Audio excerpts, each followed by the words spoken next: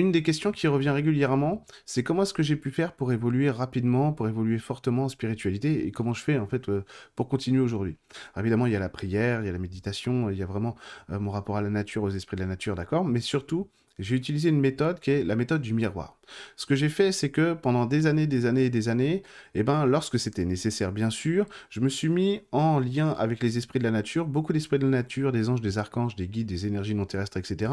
Tout simplement pour qu'elles me renvoient en miroir mes problématiques et ce que j'avais besoin de résoudre. Donc ça va nécessiter de votre part, eh ben, que vous appreniez à vous centrer déjà et à vous ancrer. Donc ça déjà, c'est une méthode qui va être très importante pour pouvoir rentrer dans la communication avec les mondes invisibles, avec les esprits de la nature, les guides de manière générale, pour qu'ils puissent vous renvoyer ces informations. L'idée, tout simplement, de cette méthode du miroir, c'est d'essayer d'écouter ce que nos problématiques disent et d'essayer d'entendre ce que nos blessures, nos manques vont nous dire, et ensuite de les remplacer par quelque chose qu'on souhaite à la place. Tout simplement, si je prends un exemple, c'est tiens, j'ai manqué d'amour, d'accord, ce que je vais faire, c'est que